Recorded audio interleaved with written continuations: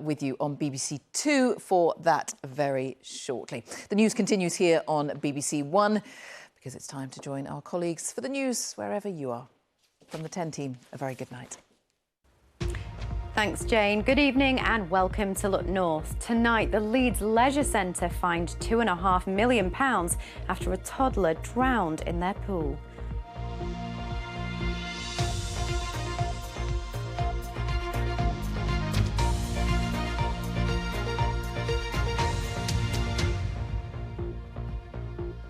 Good evening. The gym operator David Lloyd Leisure has been fined £2.5 million after a 3-year-old, Rocco Wright, drowned in a swimming pool in Leeds. Rocco died in the pool at the Moortown Centre in 2018. He'd been underwater for 2 minutes. The business pleaded guilty to health and safety breaches. Rocco's parents said in a statement they continue to be devastated by his loss. Abby Jayola reports. Our family continues to be devastated by the tragic loss of our son, Rocco Wright. Rocco had an infectious laugh and a smile which lit up the room. He was loved and adored by all his family. He had his whole life ahead of him, and we dearly miss our little buddy every day. 5 years on from the death of their 3-year-old son, Rocco Wright's parents were at Leeds Crown Court to see David Lloyd Leisure sentenced for breaking health and safety laws. Rocco had been at the David Lloyd Leisure Club in April 2018 with his dad and sister. Her swimming lesson was cancelled. Rocco's dad was momentarily distracted and then realised his son was missing. He assumed Rocco was hiding and began to search before spotting him at the bottom of the pool. He pulled him out, but Rocco had been underwater for more than 2 minutes and later died. Honestly, grief manifests itself in the trauma, in also panic attacks. I mean, honestly, it's devastating. Just lost the fun from our lives to extent. He brought the fun. He really brought the fun. The court heard today how David Lloyd only used generic risk assessments and only one lifeguard was on duty when Rocco drowned, which was the norm rather than the exception, despite health and safety guidance that 2 were needed for a pool the size of the one in Leeds. In his sentencing, Judge Phillips said you couldn't fail to be moved by the grief and suffering of Rocco's family. He said David Lloyd Leisure fell far short of the appropriate standards and had ignored the concerns of employees. He said their failings were a significant cause of the final outcome.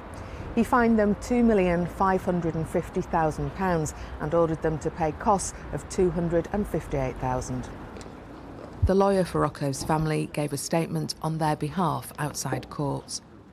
In the months before Rocco's death, David Lloyd had been significantly fined for health and safety failings after a boy nearly drowned at one of their leisure centres. Tragically, lessons were not learned by the previous event, and we can only hope that David Lloyd have now implemented safe systems and necessary measures to ensure that no family has to endure the immeasurable trauma and heartache that our family has had to and continues to live with. David Lloyd Leisure said today is another difficult day for Rocco's family and our thoughts are with them. We are sorry for their loss and wish to share our sympathy. The Wright family say they want to make sure no one else suffers a loss like theirs.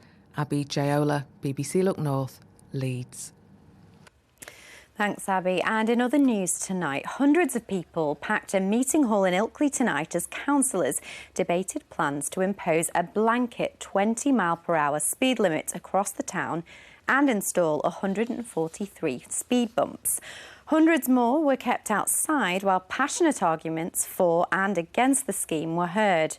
Bradford District Council say the scheme is for road safety. Ilkley councillors voted to support it in principle and to contribute almost £90,000 towards it. Now, police in North Yorkshire are appealing for information or dashcam footage to help with investigations into a fatal collision. It happened near York just before 6:30 on Saturday evening on the B1363 at Green Hill, Gilling East. It involved a silver Vauxhall and a motorbike. The rider of the motorbike died at the scene. Now, a man who had explosives at his South Yorkshire home has pleaded guilty to the offence in court. Homes were evacuated on Treefield Close in Rotherham in June after the improvised explosive device was found. Brett Ainley appeared at Sheffield Crown Court yesterday and admitted having the explosive substance. He's due to be sentenced next month. Now, people in Selby could face weeks without their bins being emptied after strikes by bin crews intensified. What do we want? Fair pay. When do we want it? Now!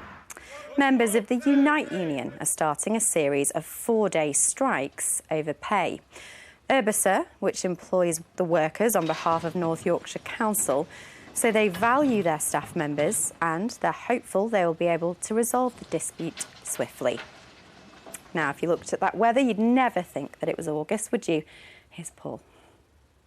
Well, thanks so much. Good evening again. More unsettled weather on the way over the next few days with rain or showers in most places. And Thursday, sun intervals, scattered showers. But look at that northerly, particularly blustery along that Yorkshire coastline of ours. At the moment it's largely fine, but we will see outbreaks of rain spreading northwards during the rest of the night. 1 or 2 heavy bursts are possible in there, and we'll see temperatures around 12 or 13 degrees. So a miserable start to Wednesday, cloud and outbreaks of rain moving northwards. This weather front becoming stuck across northern parts where rain will continue on and off. This central area fine for a time, scattered showers with 1 or 2 thunderstorms further south. Very disappointing temperatures, highs of 16 to 18 degrees. Further ahead then Thursday, Friday and into the weekend, it's cooler than average with showers and even further longer spells of rain.